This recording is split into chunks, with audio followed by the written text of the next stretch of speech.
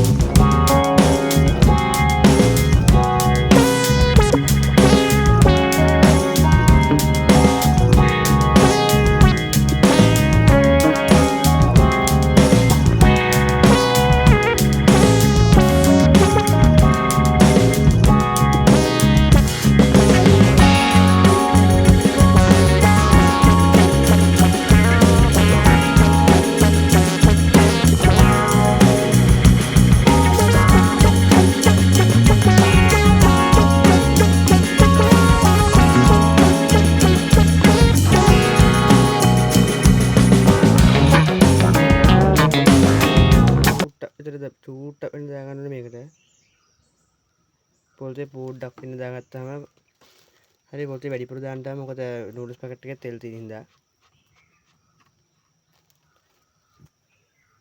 ඔයාලා ඉතින් මේ විදිහට කපාගත්තු තක්කාලි ලුණු අමිනි ඔක්කොම ටික මේකට දාගන්න ඕනේ.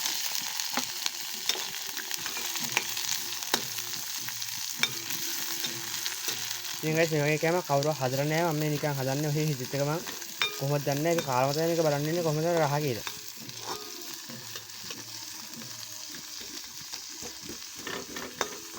මම ලොකුට කෑම හදන්නේම දන්නේ නැහැ. මේ හිතුණා එකපාරට වීඩියෝ එකක් දාන්න ඕනේ කියලා. අයිඩියා එක ආවේ නැහැ. මේ වගේ කොත්තු වෙන පැට්ටක් කරලා මේ විදිහට හදනවා කියන අතල් එකට හදුවා. ඔයාලා හදලා දාලා බලන්න.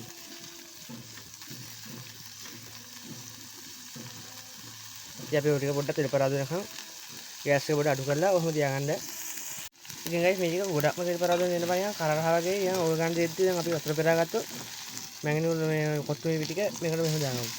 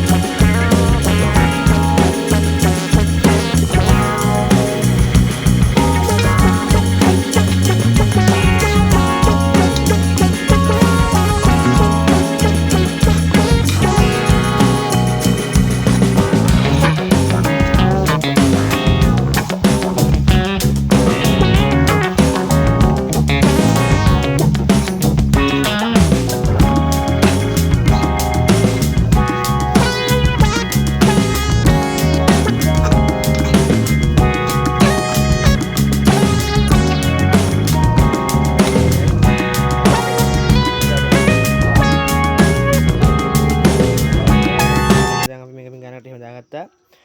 දැන් ඉතින් මේ කන්න යන්නේ guys. ඉතින් දැන් මම මේ වීඩියෝ එක නවත්තනවා.